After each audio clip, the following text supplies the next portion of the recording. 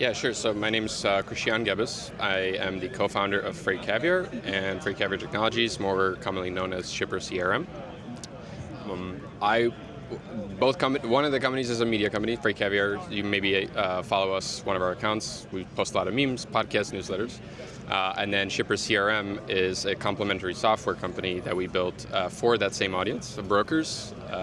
Brokers basically handle moving freight for, let's say, manufacturers, distributors, and then they contract that freight out to a bunch of different trucking companies.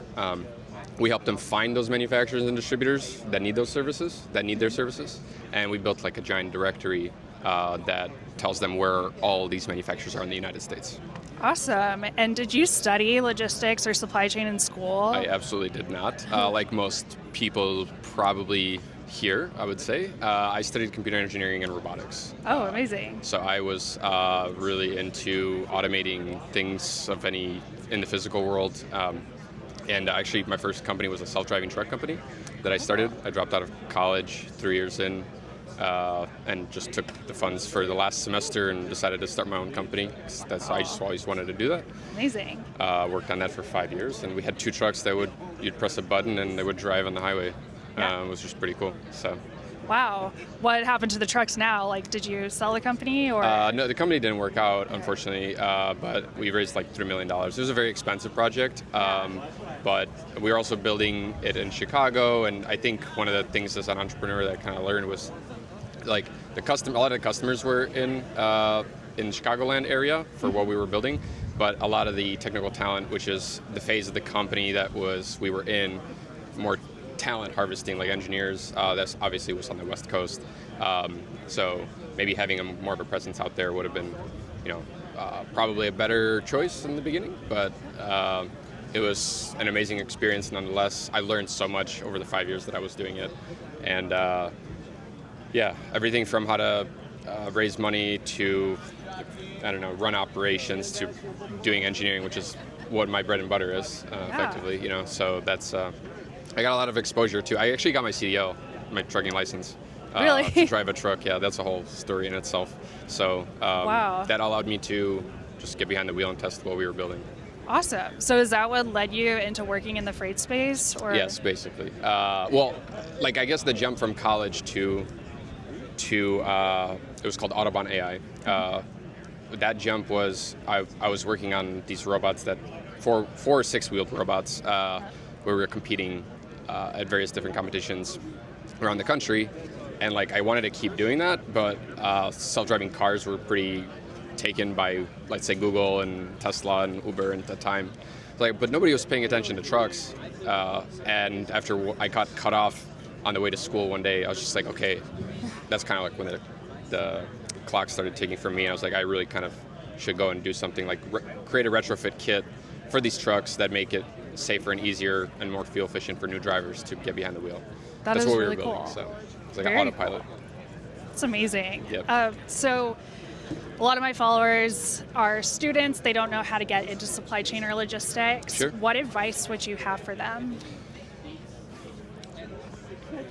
So I would definitely, it depends on what kind of area in logistics or supply chain you want to work at. There are 3, from my vantage point, there are 3 main areas of focus. One is if you work at, let's say, a manufacturer like Pepsi or something like that, try to go and get an internship there where you better understand how they model out the ways that they're going to push product out of their factories into different retail centers. How do they go about mapping out where their retail centers are? And how do they go about understanding inventory levels?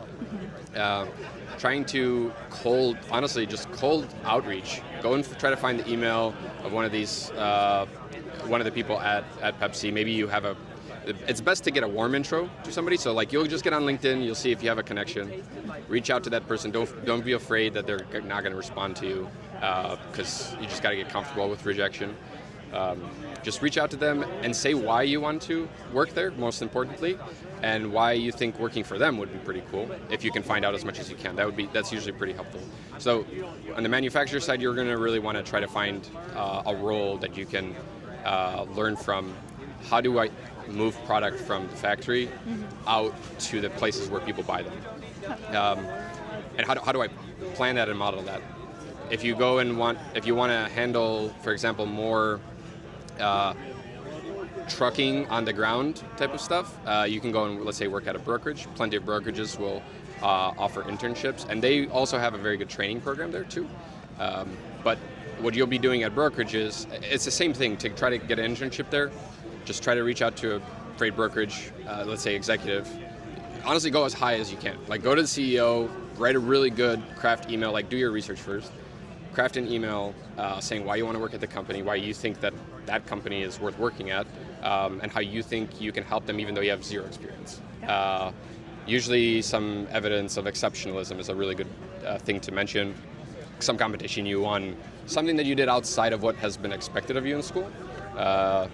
And that very clearly shows you're like a go-getter. So don't just do what's expected of you. Like, everybody goes to school, everybody takes the tests, everybody does all that. But if you really want to stick out, just find a way to do extracurriculars, clubs, competitions, compete, like in some way, shape, or form, and show you can win, like, or at least come close to winning. So that's how you can get into supply chain very seamlessly.